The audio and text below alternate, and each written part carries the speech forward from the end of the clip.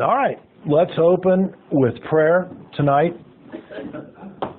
Lord, we thank you for this time that we can get together. We thank you for your word. We thank you for those things that are in it. We pray that the Holy Spirit would bring those elements out and that would be able to see it possibly in a new way, certainly in a more comprehensive way, in a way that more broadly shows the spiritual realm that we live in. Also, Lord, we just pray that whatever is said, that like we say always about Acts 17:11, that everyone would consider what's being said, prayerfully look at it, see if those things are so. So thank you for this, and lead us as we delve into the spiritual realm. In Christ's name, amen. All right, so we stopped our discussion in Genesis 3, and we're going to pick up our discussion tonight in Genesis 3.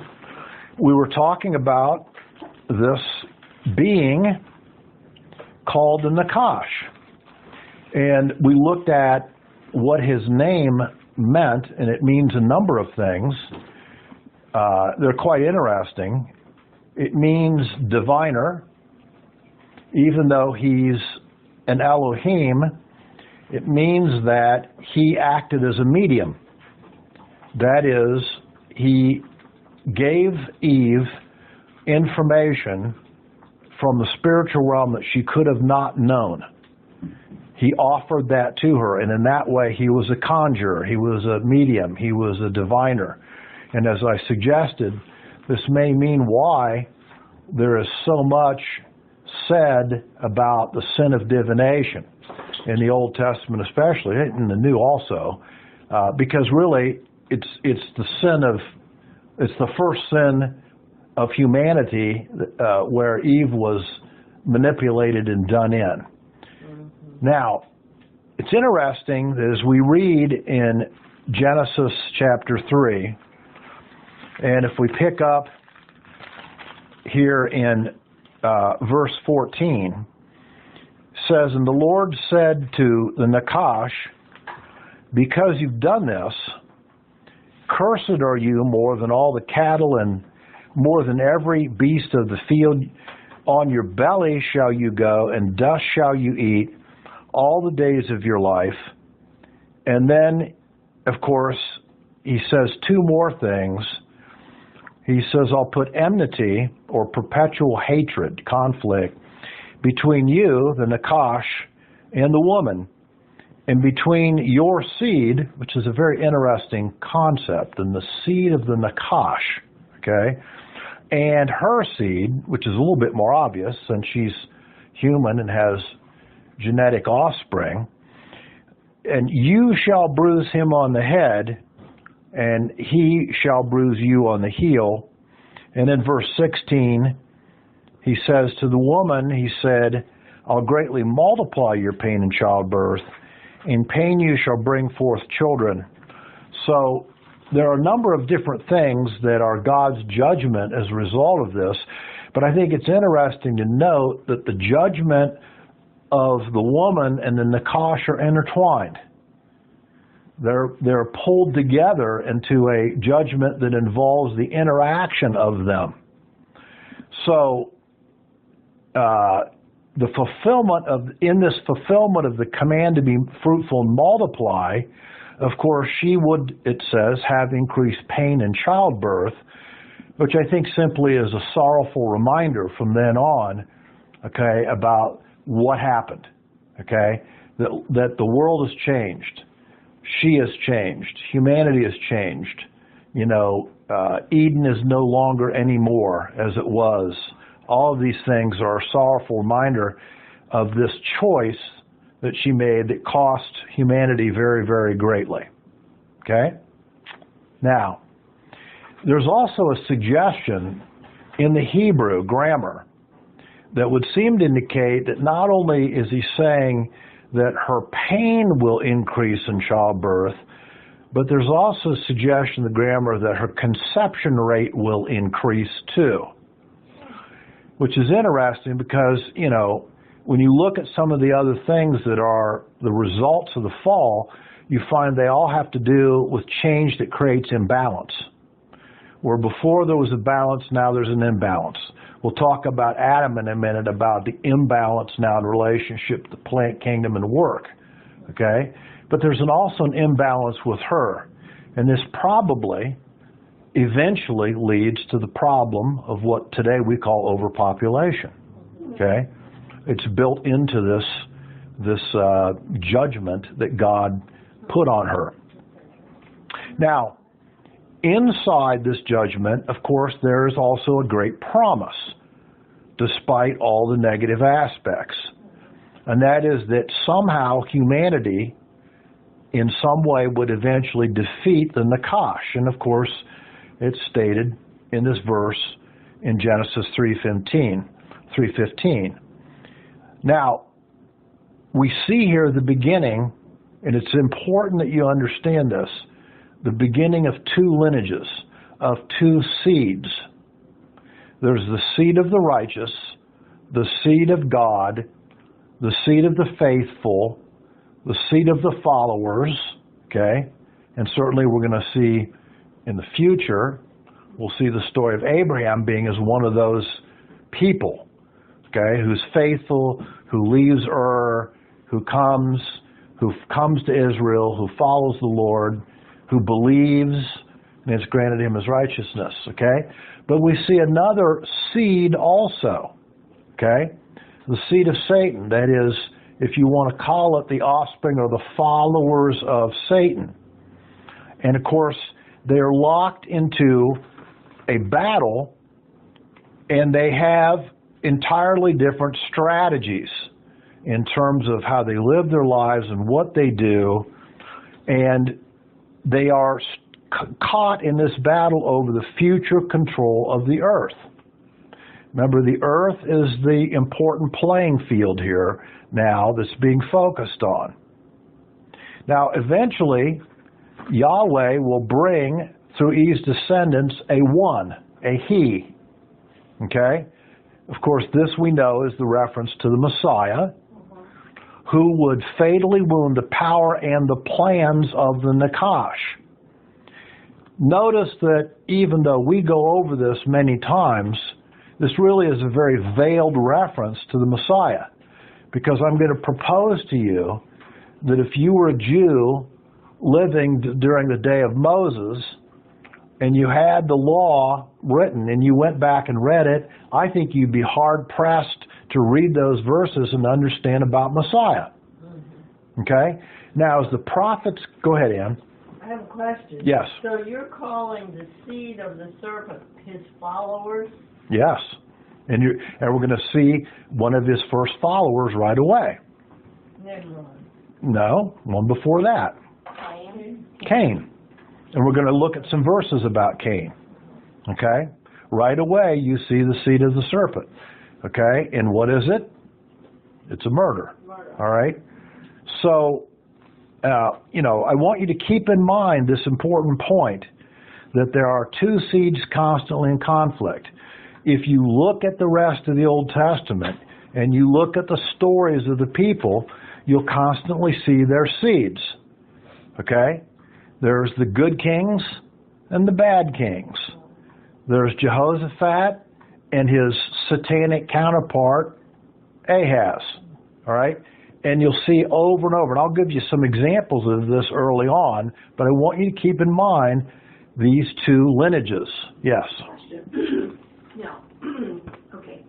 So what we see today, we're seeing the seed of Satan and the seed of good, correct? Of faithful. Of God, yes. Of God. Right.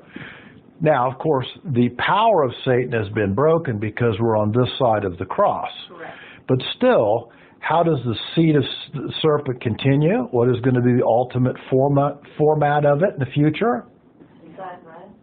The Antichrist.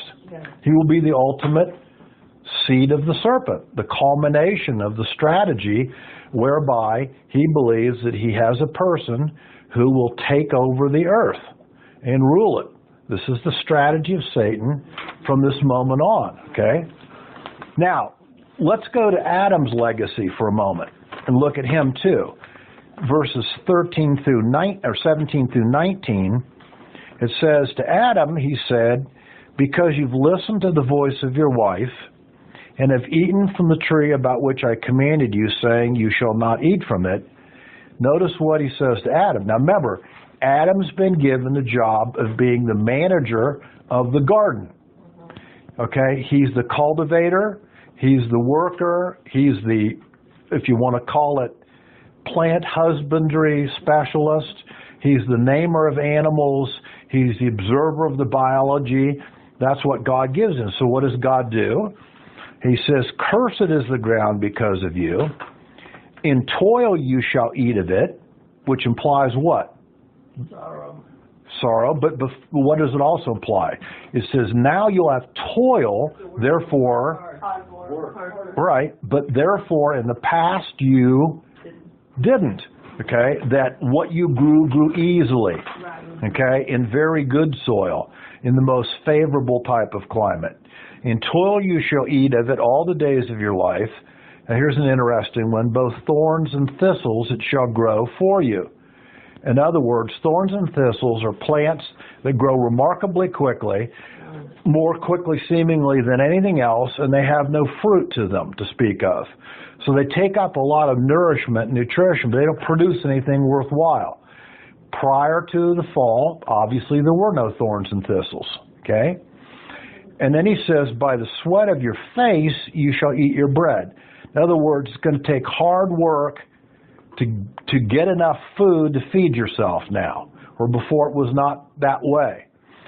Till you return to the ground, because from it you were taken, for you are dust, and to dust you shall return. In other words, he's showing here that not only would subduing the earth, the original mandate, become very problematic now, okay?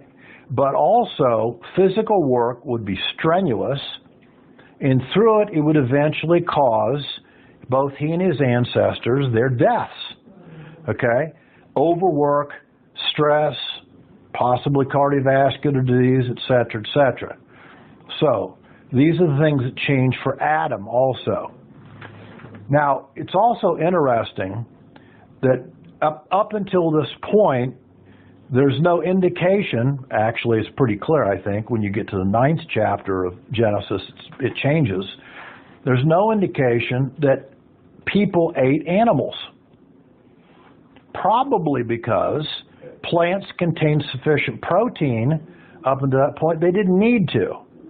But now once protein in the plant kingdom has changed, now man has to go to the point of now killing and eating animals to have sufficient protein intake. So it changes. Blood has to be spilled for life to continue in terms of people being fed. Another major change. So they were just vegetarians, not vegans? Well, they were vegetarians, yes. Yeah, up to that point. Now, in time, of course, the Nakash's lie would become more evident as people would eventually die. He told Eve, you shall not die, okay? Except as time goes on now, Adam's going to die. She's going to die. Seth's going to die. Of course, Abel is killed, and their offspring and the generations will eventually die, even though they live very long lives, relatively speaking, because the consequences of all of the results have not come into fruition. In other words, probably there's still a favorable climate, relatively speaking. Their genetics has not been terribly disturbed yet, and so they live these 800 and 900-year-old lives. But of course, after a point in time, which is the flood, then it suddenly drops off. And now you have people living approximately 70 years, like we see to this very day. Okay? So, it's interesting that God tells him that this, what was a perfect oikoterion, remember the Greek name for the body, God designed this body, perfect body originally for Adam and Eve. Of course, it became changed and imperfect. This oikaiterion then started to not work well. But he tells him that eventually what would happen is that God fashioned from the earth his oikaiterion, and eventually what would happen?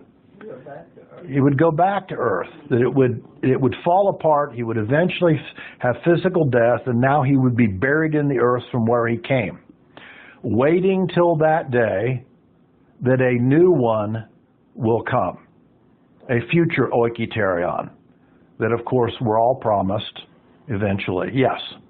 So does that mean that before, the saints, that people were not supposed to pray? Correct. And they're not supposed to be buried there? No one would have died if there hadn't been a fall. How do we know? It would have been like heaven then. Yeah, Eden, but yes, but it would have been heaven on earth. Remember, I went through what is the abode of God. The intent of God, once he made Eden, once he made the earth, was to dwell there. That's why he walked in the garden with Adam and Eve. Okay, that's why the divine counsel was known. That's why Satan, Lucifer, was on the earth in Eden. And we see that, remember I told you in Ezekiel 28, that verse. You were there in Eden. Okay? So they knew the divine counsel. The spiritual beings existed in Eden. They obviously knew them. They were familiar with them. Now, to answer your question further, in the middle of the garden, of course, was the Tree of Life. It originally guaranteed their immortality. All they had to do was keep eating it, and they would have lived forever. Was that Tree of Life Jesus? Yes, it is, because the same Tree of Life at the end of the cycle. Right, in the New Jerusalem. The Tree of Life will be in the middle of it, and there'll be a river, and its fruit will heal, and so and so. Yeah, Michael? Tim, is there any way to know how long that period of time was from the time that Adam was created by God till the end of the period that they were safe in the garden? No. Probably there's no way to know that number. Okay? You would presume... In other just words, how old was Adam when he sinned? Yeah, I mean, there's probably no way to know that. I would presume from the text, because it's talking about normal days of history, that it probably wasn't that long, probably years, not probably centuries. Now, we do know, of course, once Adam sinned, and Eve sinned, we know how long it was until the flood. All you have to do is add up the 7 generations from Adam till Noah, okay? Actually, Methuselah, okay? Which great-grandfather, okay? And you will have, if you add up all those numbers, how long it took from the time of Adam until the flood came. So, how many years are you giving to a generation? Well, it tells you in each one how long they lived, if you remember. Right. So you take, some of them live 930 years and some live 800 and some. If you add up all those generations, you're going to know that there's going to be that time from Adam until the flood comes. Okay? So you can know the number there. Yeah, but okay? there would be overlap. There is some overlap, true. But it's going to give you at least approximate idea. Mm-hmm. We're talking about hundreds and hundreds and hundreds of years, undoubtedly, from the time that Adam and Eve sinned approximately or whatever until the day of the flood.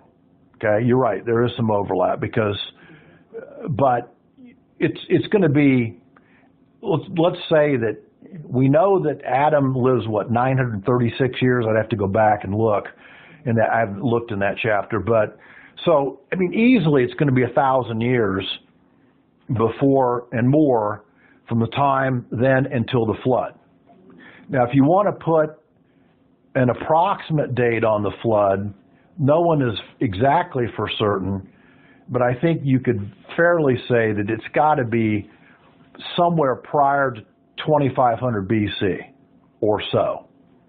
2500, 3000 BC would be a fair estimate of probably the time frame in which the flood occurred. Okay? Now I'm giving you that number for a reason as we go on tonight, because I want you to think about another factor here. Jack? After the flood, was that when the Lord said that you will not live long, that the long lives are finished after that? Yes. Yeah. Right. There was a progressive decline in the genetics and in the environment, okay, and the flood seemed to be the major factor that really changed it.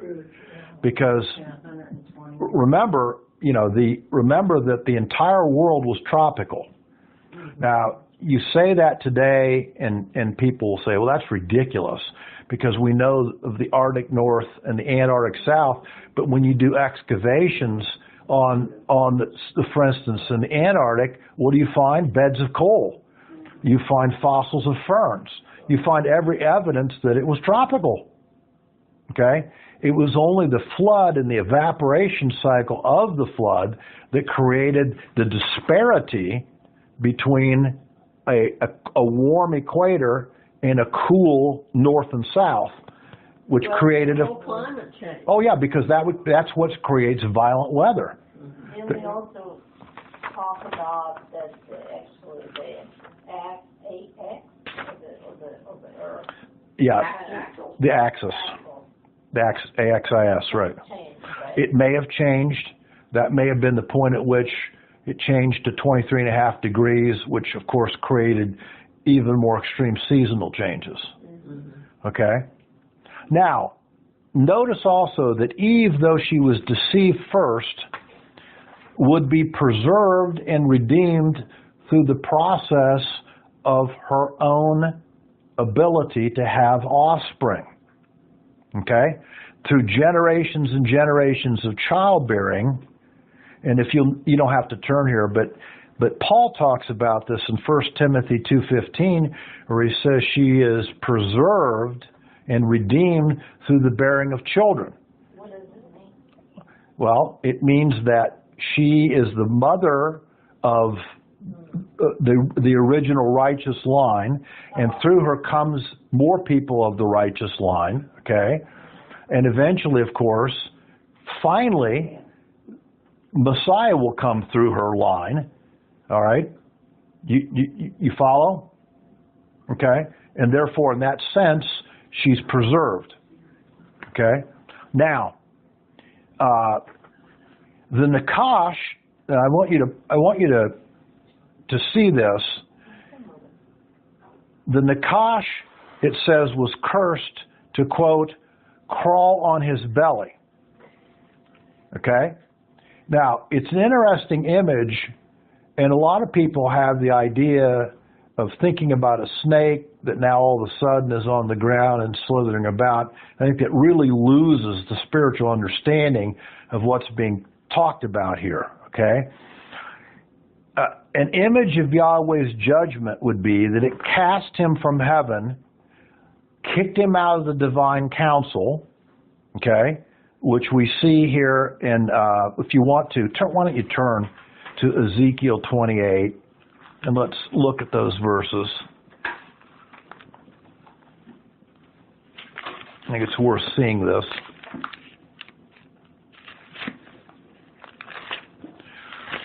We want to look at verses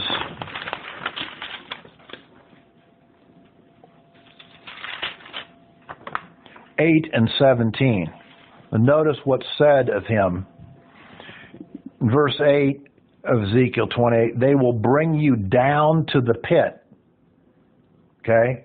The pit is also called the abyss. It's also called Tartarus. Okay?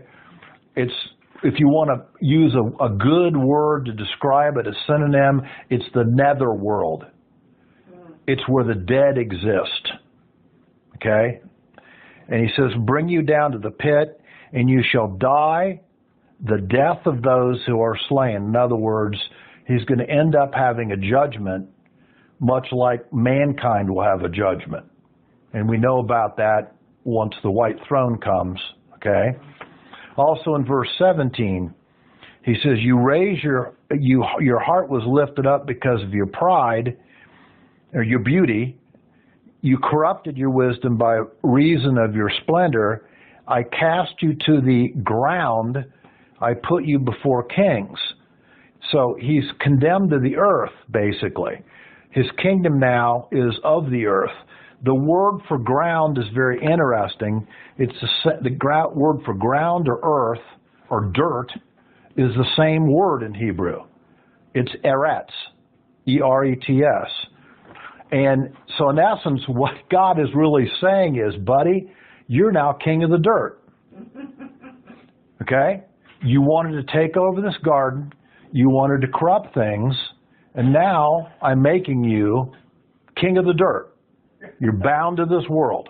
Okay? That's literally what he's saying to him. You mentioned something about the serpent. I always think of a snake because they're so creepy, curly, and ugly. And yeah, but like I said, if you don't understand what I've just said, you really miss the spiritual message about what happened to him.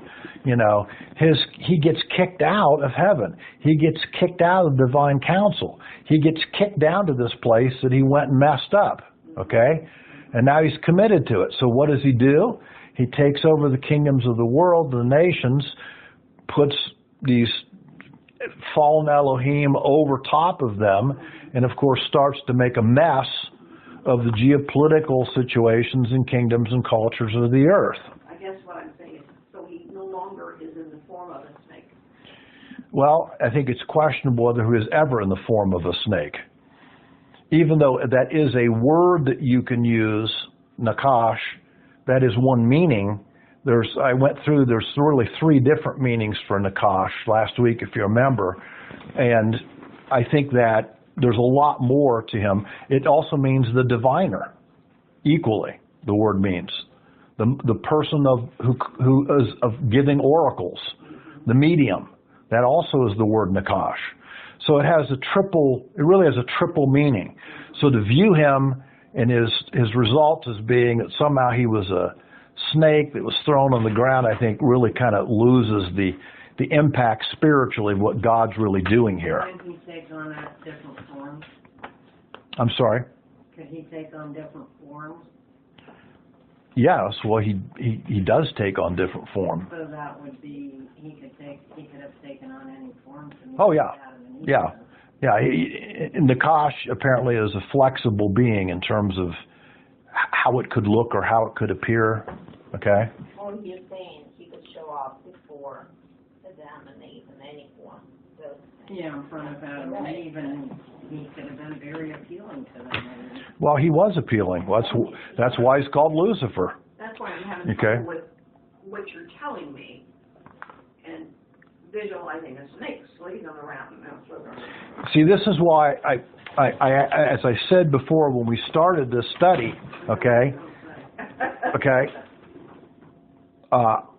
that you have to give up some of the concepts of maybe what you thought before and look at the language and look at the grammar and understand maybe more what it really means, okay? Because we have these preconceived ideas that maybe are not totally accurate, okay? Now, he of course becomes the king of the underworld. He now is the head of this group called the Raphaim, or the Rapha. And he's the head of these Rapha beings, these fallen Elohim. And of course, if you look all the way through the prophets and the rest of the Old Testament, there are many, many, many references to the Rapha. Of course, we're going to see eventually these Raphaim groups, these hybrid beings that show up in Israel. I'm going to talk about that in a minute, okay? The Anakim, it says that they are of the Raphaim, okay? So he's the king of the underworld. Now, it's interesting, as I said before, and I've said it, but Rapha is an interesting word because it means dead. In other words, a Rapha is doubly dead. The Rapha died in its rebellion against God, and it's going to die again in its judgment in the future by being thrown and condemned to hell. So it's doubly dead. Now, so the seed of the serpent is two things. It's a spiritual element, that is the fallen Elohim that go with Satan, and it's also a human element of those individuals that follow the spirit, the lies, the activities of Satan. So it's a double meaning. Okay? Now, I want to show you this two elements of humanity that are talked about. Turn to 1 John chapter 3.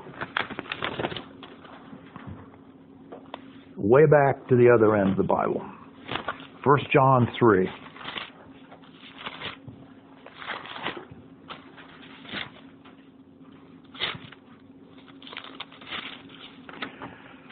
And we're going to look at verses 8 through 12.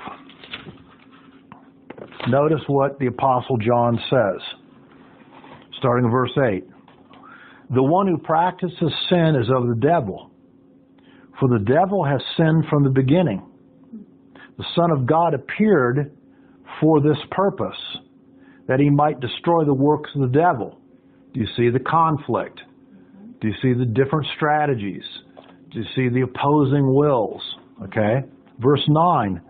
No one who is born of God practices sin because, notice the word John uses, his seed abides in him. Remember the two seeds, the good seed and the seed of the serpent? He says, because his seed abides in him, and he cannot sin because he's born of God. By this, the children of God and the children of the devil are obvious. Now that makes it pretty clear. There's children or offspring of God. There's children or offspring of the devil. Anyone who does not practice righteousness is not of God, nor the one who does not love his brother. Verse 11. For this is the message which you have heard from the beginning. Like, for instance, the 3rd chapter of Genesis. Okay?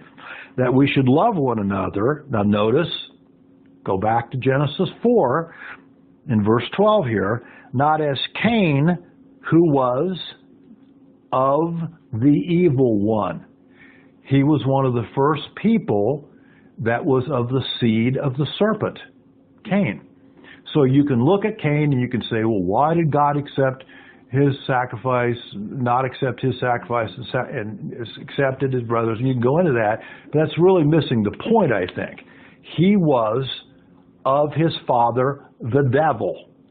And because he was of his father, the devil, what did he do? He committed the first murder. What does it say in John 8:44 about Satan? He is a liar And a murderer. Okay? So since his father is a murderer, Cain, the offspring of his father, the devil, also was the first murderer. Do you see it? Chose to follow Satan. Absolutely he did. Okay? And then he says, not as Cain, who was of the devil, and he slew his brother. And for what reason did he slay him? Because his deeds were evil and his brothers were righteous. In other words, he slew him because he had animosity towards his brother who chose to be of the lineage of God, of the right lineage, of the right seed. That's the reason why he killed him. All right? He had what? Animosity, hatred for his brother because he was not of the same seed as his brother, even though they were brothers. They had different fathers spiritually, one of God and one of Satan. That's what John tells us there. All right? Yes, go ahead. This to me is very, very difficult to explain. If you're talking to an unsaved person, no one who is born of God practices sin, because then they say, well, I know you sin. We all sin. Yeah. The word in Greek practices means perpetually, constantly, and without any regret in doing so. It's really what the Greek verb means. In other words, there's no sense of, I'm sorry that I sin. It's, I'm taken with sin, I want to sin, I produce sin, I love sin, I want my life to be sin. No repentance. Correct. Yeah, that's what it indicates there. Now, Peter also echoes this idea of the two humanities also. Since you're already in 1 John, turn to your left to 1 Peter. He says a similar thing. I want you, by the way, to notice something. The New Testament writers knew the Old Testament. Mm-hmm. Right? Mm-hmm. Because they quoted all the time. Right. They knew the stories and they had deep spiritual insight into the meaning of them. People don't get that.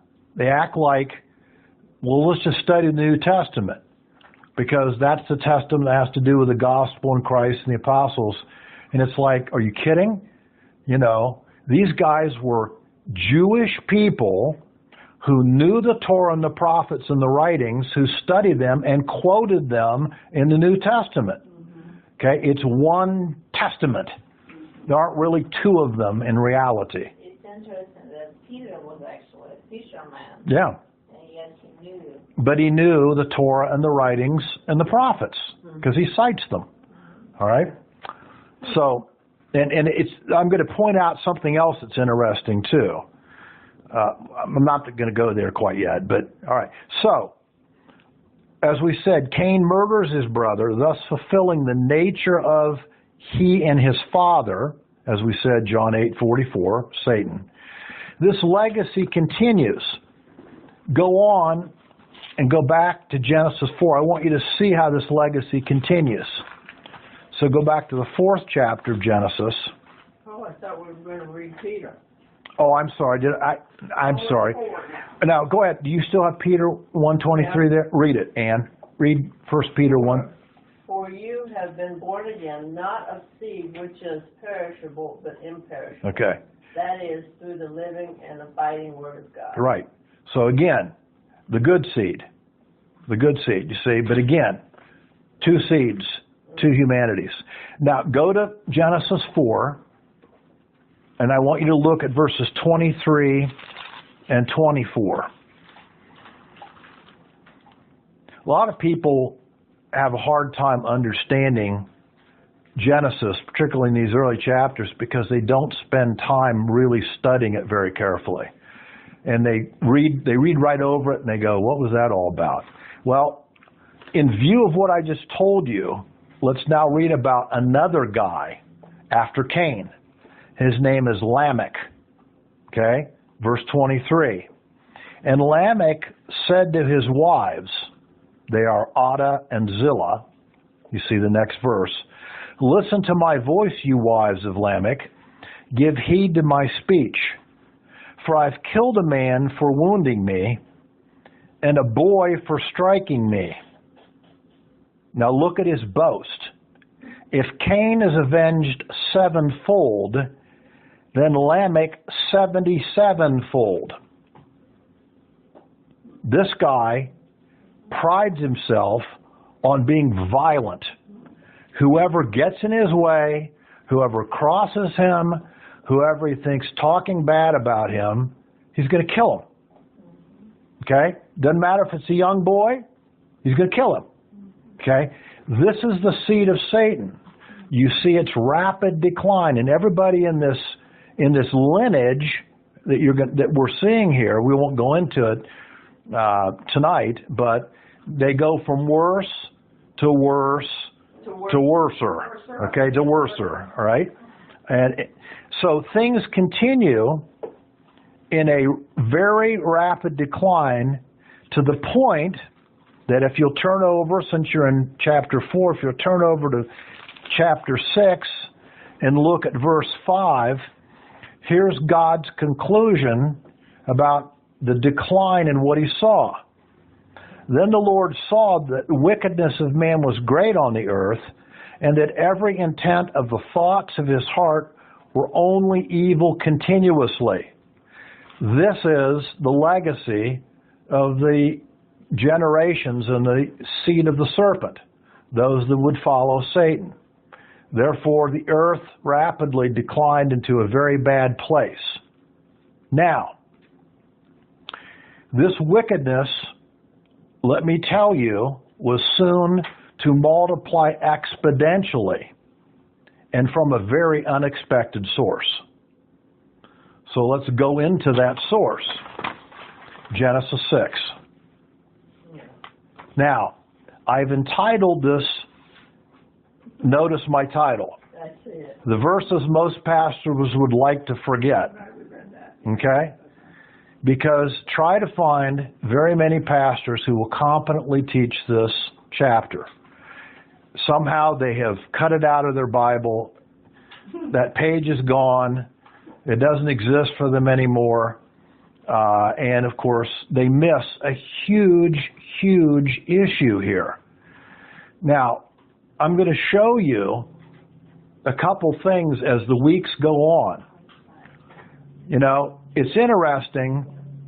If you read the extra biblical writings of the Jews, especially those writings that were written in the 400, 300, 200, 100 BC, and there's a lot of Jewish writings that were written during that time, lots of them. One of the themes of many of these writings is Genesis 6. From the standpoint of the Jew, Genesis 6 explained evil in the world as well as Genesis 3. Now think about that statement. They viewed them as two parts of the same thing, okay? But they spent a lot of time writing about the consequences of what occurs in Genesis 6. We have many books, Enoch 1 being one of those books, but we have the book of Giants, we have the book of Jubilees. I'm going to give you in the next couple weeks a list of probably 15 intertestamental writings of the Jews all about Genesis 6. They spent a lot of time writing about Genesis 6. But if you don't understand that, you don't understand the Old Testament mind. Okay? And I'll show you when we go to Peter and make some observations, and Jude and make some observations, that Peter and Jude also spent time reading Genesis 6. Because they couldn't have made the comments they're going to make without it. Because they refer back to Genesis 6. And they see it as a central issue in the progression of evil that occurred. For sure. Okay? But this is why I'm saying to not understand the details of Genesis 6 is a massive mistake theologically. So, let's jump into the pool here, or the river, or whatever you want to call it, and let's go through it. No, the abyss. The abyss. That's right. Okay. Genesis 6 raises many quote-unquote problematic issues. Okay? And it's rarely competently taught. But as I said, it's critical in one's understanding because it's Satan's next power move. This is his next move to try to sequester the earth for himself, create his people on it, and to prevent Genesis 3:15 from ever happening. Okay? It's a huge strategy on Satan's part right here in Genesis 6.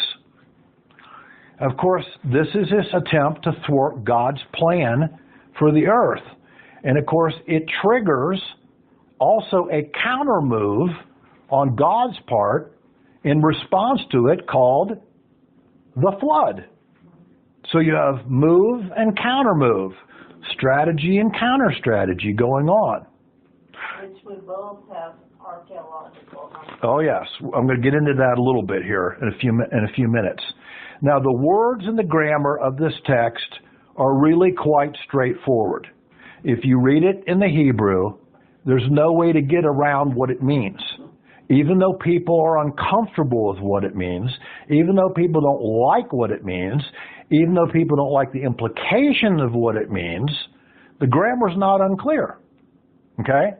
Therefore, we need to be focused on the grammar and pay attention to it. Okay? Now, it's interesting to me that because of the implications of Genesis 6, many pastors and teachers seem appalled by the implications of what Earth's early history really was like. Okay?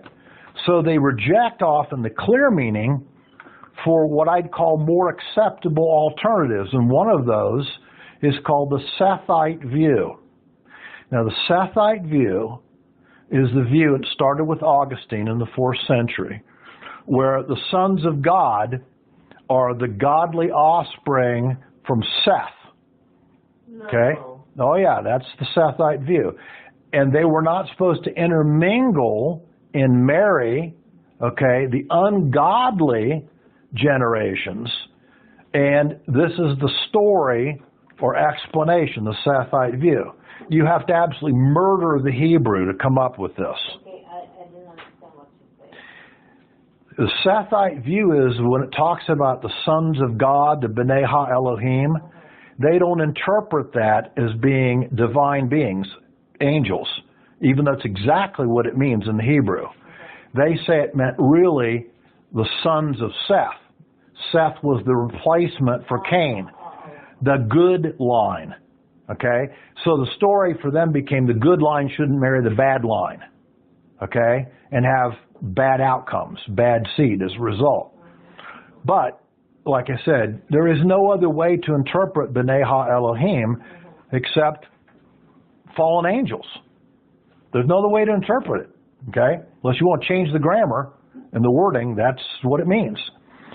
So, now it's almost like theologians and pastors would rather accept a secular caveman theory of Earth's early history rather than the biblical narrative, which clearly fits Satan's future strategies, that is, giant peoples on the earth who occupy Israel, okay, and therefore must be displaced by a massive conquest led by Joshua. Do you understand what I'm saying? The story of Genesis 6 fits the rest of the Old Testament as you read it. Why do you see all these giant peoples in Israel? Okay? If this isn't about giants, Nephilim, then how do you explain the rest of the Old Testament references to them? How do you do that? Okay? There's no explanation then. You see, it doesn't fit. Doesn't fit at all. The flood was supposed to destroy most of them, but it didn't. It didn't destroy apparently every one of them. But we'll get into that in a second. Okay. Now, the text states that some group of fallen Elohim, quote unquote, B'nai Ha-Elohim in Hebrew, okay, they leave their oikoterion. That is their bodies. Now, let me show you, again, why we know that Jude and Peter studied this. Turn to Jude, go all the way to almost the Revelation, to Jude, and I want you to look at Jude verse 6. To me, this could not be more clear what Jude's saying, particularly in the Greek, the way it's written. Okay, Jude verse 6. And notice how he connects the Old Testament with what he's saying here in the New Testament. Okay? It's pretty obvious. He says, and angels, B'nai Ha-Elohim in Hebrew, okay, who did not keep their own domain. Literally, in the Greek, it would mean their proper realm. They were supposed to stay in the heavenly realm. But they left the heavenly realm and came to the earth. Then what does it say? He says, but abandon their proper abode. That's the word oiketerion in the Greek. In other words, they gave up the angelic Elohim body that God created for them, and they took on a human-like form. They left their oiketerion. That's what Jude says. Okay? But notice what he says further. But abandoning their proper abode, because of that, God has kept them in eternal bonds under darkness for the judgment of the great day. In other words, what they did was absolutely dastardly. It's so bad that God locks them up in Tartarus until the very end of the age. How could they do that? Well, how could the good angels show up in Genesis 18 and eat with Sarah and Abraham? They can take on that form. Well, apparently the fallen ones could do the same thing. They could take on that form and look like humans. Okay, have human-like features. All right. And so they didn't necessarily enter into humans that were here. No, they took on their own form, like the good angels look like men, as we see them all through the Bible, okay? Okay? Now, it says further that having taken on this human-like form, they do it for the direct purpose of impregnating human women. Look what it says in Genesis 6:4. Let's go back to Genesis 6 again. Look what it says in verse 4.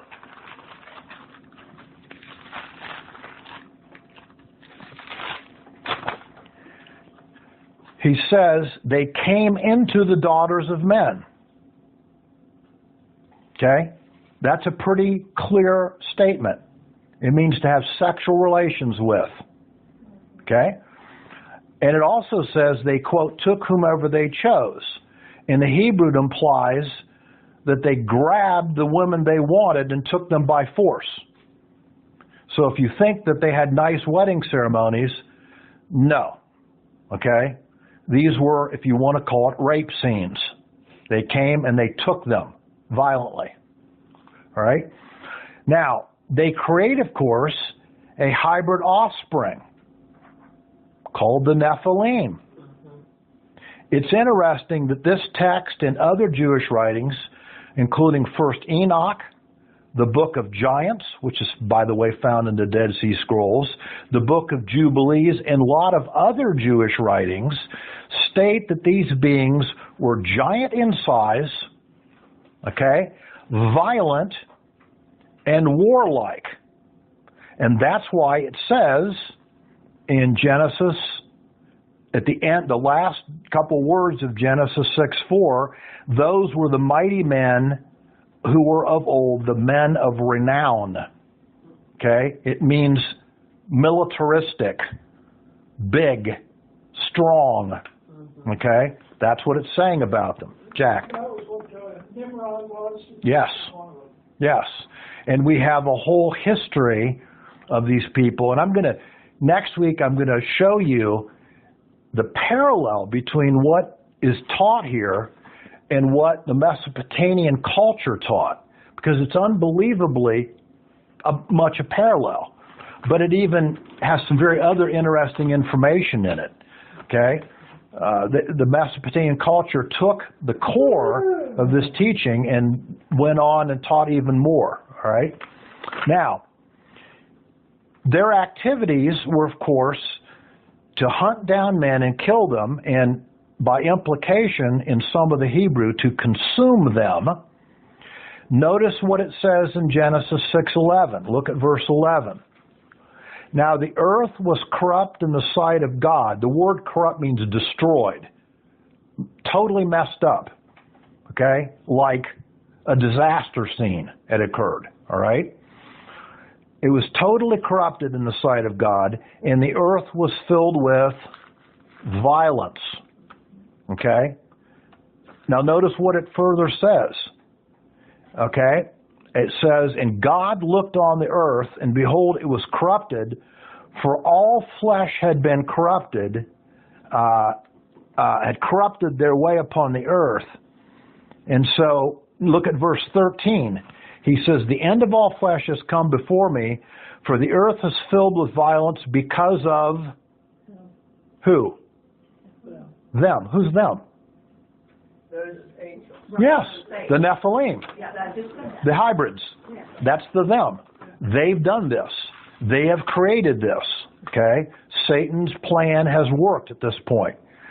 So the word for violence is the word, and it's not pronounced this way in Hebrew, but I'll call it kamak, C-H-A-M-A-C. That's not really the way it's pronounced, but it literally means cruelty, bloodshed, or violent injustice. Okay? In other words, if you had a video of what was going on, it would be a bloodbath. That's what you'd be seeing. Okay? So, you get the picture? All right. Now, of course, the goal of all this was to corrupt and eliminate normal human DNA. That was the hybrid program. Why? Why would Satan want to do that? So Messiah would never come. Exactly. So Messiah could not come because there wouldn't be a normal human being left through which he could come. That was part of his strategy.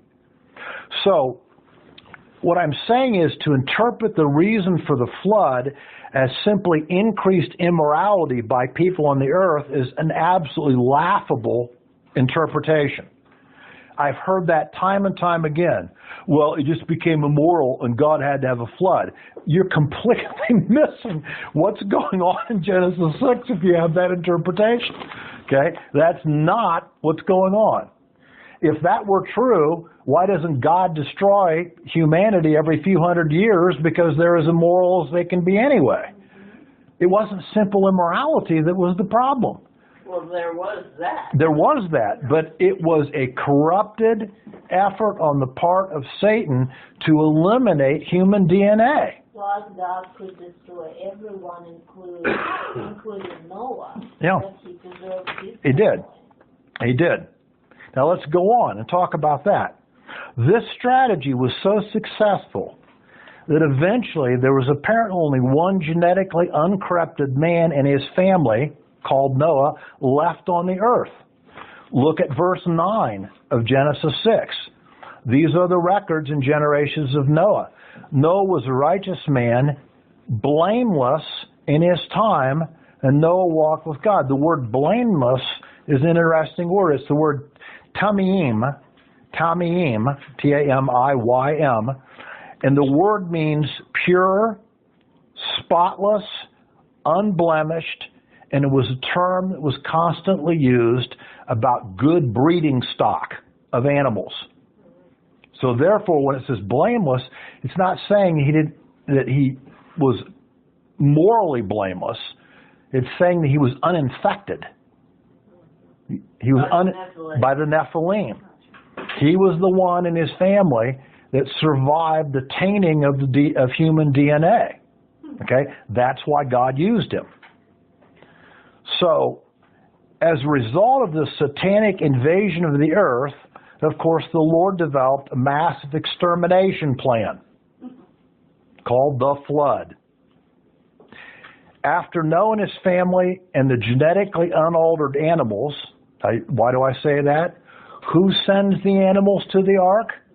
God, not Noah. Noah can't pick it out right. Only God knows the ones that have not been tainted also.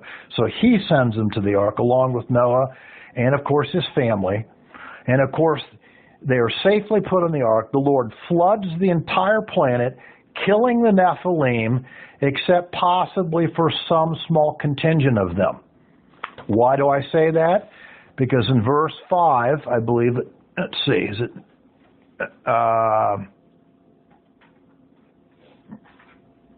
I'm sorry, in verse 4. And the Nephilim were on the earth in those days and also afterward. So somehow there was some remnant of them that in some way escaped. We're not told how they escaped, but somehow a small number of them apparently weren't killed. But obviously the vast majority of them died as a result of the flood. Where is it? It says, verse 4, and also afterward, speaking of the Nephilim. Now, as I said, a more limited outbreak of smaller yet still large giant beings occurred called Gibborim, the second or third or fourth or whatever generation after the Nephilim. This occurred and it plagued humanity on virtually every continent, leaving as a result large human-like skeletons. We have evidence of thousands of them, okay? And countless stories and countless histories by virtually every major culture. You start to look and you find that almost every major culture has stories of the giant peoples, okay? And humans were always in battle with them.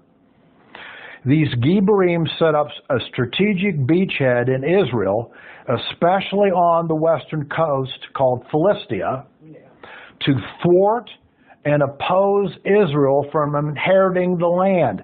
That's why they ended up as a beachhead there. That's why Goliath of Gath and his buddies were there, okay, to oppose God's plan that Israel would be in the land. And of course, Joshua had to go into the land, and we saw as we studied the book of Joshua, many, many times he has a battle with giant peoples. Okay, by their names we know they're giant peoples. And he has to kill them and get rid of them to take over the land. Notice in Numbers 13:33, you don't have to turn there, but it's this famous verse where the 12 spies are sent out to reconnoiter the land, and 10 of them come back scared and shaking in their boots, okay? Only 2 of them, Joshua and Caleb, say, no problem. Yeah, there were giant peoples we saw, and yes, we look small in their sight, but God says we're going to do it, and we're going to do it, okay? But because the people listened to the 10, we had 40 years of wandering that occurred, until that generation died out, and then Joshua and Caleb led them back there to take this on. Also, we find, if you go, and let's turn here, because I want you to show it to you. Go to 2 Samuel 21.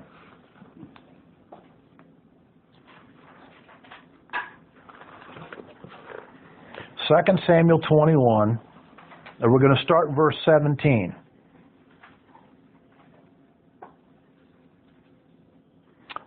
Now Abishai, the son of Zeruiah, helped him, and he struck the Philistine and killed him.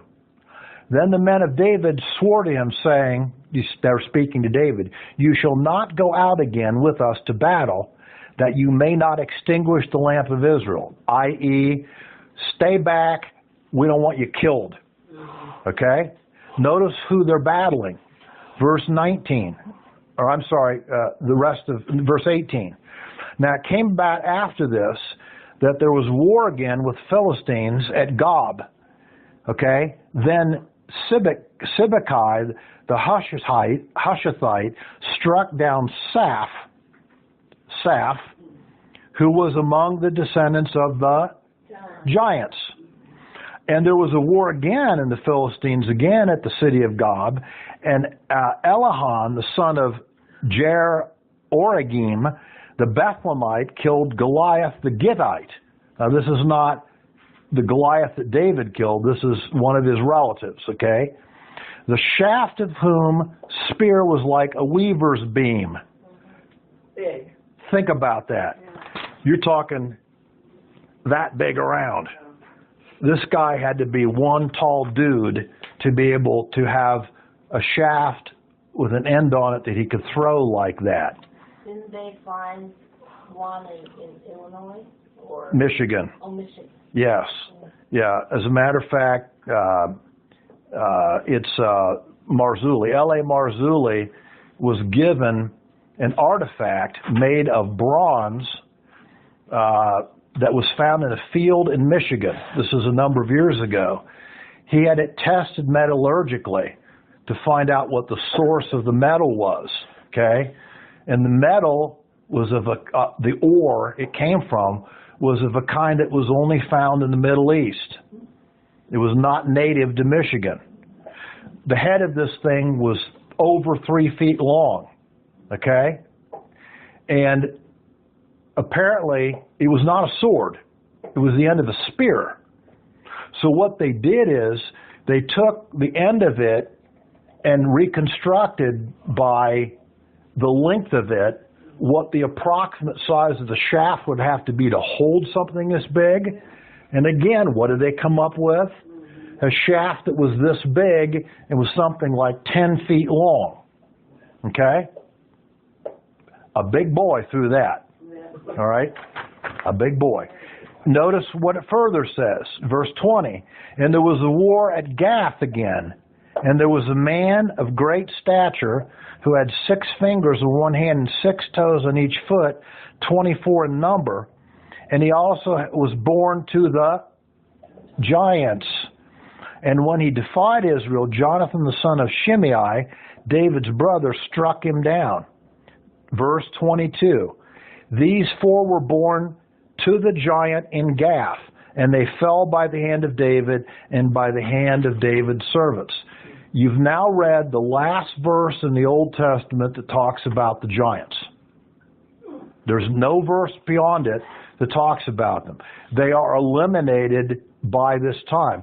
But this is about 980, 960 BC, David's time, okay? Now think about when they began. That means that they were on the earth for over 1,500 years. Okay? 1,500 years. Count it.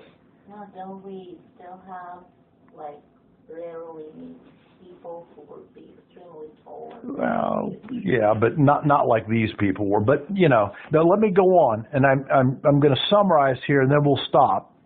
Okay? As I was saying, it's beyond the scope of this lesson to document all the stories of giant peoples because they're extensive. Okay? We know that they existed in Europe because we found skeletons. We know that they existed in Central and South America because we found skeletons. And of course, we have extensive histories about the giants recorded by the Anasazi Native Americans in the western part of the United States. Matter of fact, the Anasazis had many, many, many stories about battling the giants. It's the reason why when you look at Anasazi settlements, which Anichka and I have gone and looked at out there, they're always built 50 to 60 to 75 feet above the wall, in the wall of the canyon, above the canyon floor. Anasazis never built their settlements on the canyon floor because of the giants. It was the only place they could live to be safe. Okay? I've got books in my bookcase by Anasazis about all the giant stories. I mean, there's hundreds and hundreds of stories by the Anasazis about their battles with the giant peoples. Now, it's interesting. Even though we have archaeology of the giants, we have history of the giants that talk about the wars that people had with them, with the giant peoples for thousands of years, we must note that science has done everything in its power possible to suppress the information of this via confiscation of giant skeletons, denial of eyewitness accounts that were written in hundreds of newspaper articles. If you want a book on that, I can give it to you. I can show you early photographs in the 1870s and 60s of huge skeletons found all over the western United States that were recorded and printed in newspapers. Okay? They're documented. They're there. Okay? Despite all of that, despite the photographic evidence of giant skeletons and the existence of massive megalithic structures all over the planet, and I'm telling you, I think I'm going to show you some video, maybe next week or the week after, about some very interesting megaliths that have been found in Montana. Some of these megalithic structures are built and crafted, and they're 88 feet tall. The top stones on some of these dolmen structures have to weigh tens of tons, and they're 88 feet in the air. Now, how did they get there? Do you know any people 1,000 years ago or 2,000 years ago that could have done it? Okay. Chisels. Bronze chisels, yes. No, these actually structures that are put together, I mean, it's not just a natural. No. Not only are they put together, I like to see not only are they put together, they are designed in a way that we can't even do today.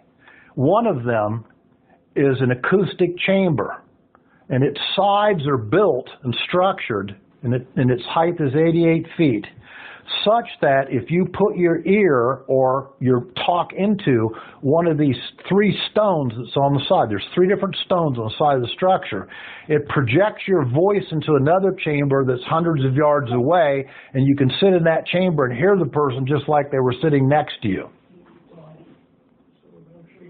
Now that's a very interesting coincidence, isn't it? And they discovered it only 3-4 years ago. Yep.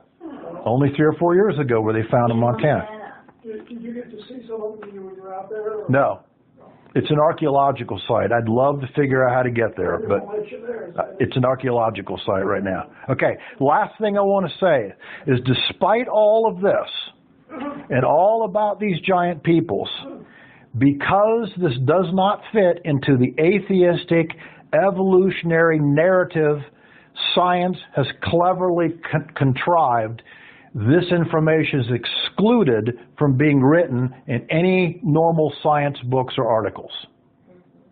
This is a conspiracy of silence, let me assure you, because the information is overwhelming about these giant peoples. But read them in your history books. Nope. Look at it in your science books. Nope. Because if you believed and you saw this stuff, you would have to conclude that atheistic evolution is a lie. And Satan doesn't want that No. to happen. Therefore, I can't tell you the number of, I can show you a book. I have it back there where they find this giant skeleton. It may be 11 or 12 feet tall. Out in Missouri, let's say. They call the medical examiner. This is in the 1870s and 80s. He comes in, he measures it. He measures the height. He measures the femur bones. He measures all this stuff. He says, all I can tell you is it looks like a giant human. Okay? So they box this thing up. They call the Smithsonian Institution. The Smithsonian comes, takes this box, never to be heard of again. I've got article after article after article. The Smithsonian must have one heck of a warehouse somewhere. Right. Okay? Because time after... They want to hide it. Why? Yeah, why would they? Evolution. What happens if they would admit to it? Think of the implications if they would admit that this is true. That there were giant peoples that were of enormous height that lived thousands of years ago, whose skeletons were all over. How would you explain, what would happen to the caveman theory? What would happen to Neanderthal theory? What would happen to Cro-Magnon man theory? You'd blow it out of the water. You'd realize it was a complete setup. It was a complete lie. It is. So they can't allow it. Okay? When you think of the real history of this planet, it is not the one you've read about in your books, let me assure you. It is very, very, very different. So, I will stop for now. I'd like to hear more. But next week we will touch on Middle Eastern culture stories and histories of the flood narratives, and then what we're eventually going to get to is we're going to go to Mount Hermon. Because to understand the real narrative of what happens in the Old Testament, we've got to go through the Tower of Babel and go to Mount Hermon. Because you can't understand, I'm going to show you the connection, the many connections between Mount Hermon and what happened in Genesis 6 and what Jesus does to solve the problem when he comes to the earth. I'm going to try to pull it all together for you so you can see it's one large story. Okay? That's my goal. So, Extremely interesting. okay? So, let's, again, Michael, would you pray for us? Heavenly Father, thank you again this evening for giving all these facts in your precious book for us. Because without that, we would have never known what had transpired many, many years ago and how that affects us here today on the face of the planet. So, Lord, we're in your debt for this book. And we love you, Lord. Mm-hmm. And please give us the insight that we can really understand what you're trying to put forth in this book so we could truly understand what you mean. In your precious name, we give you great thanks. Amen. Amen.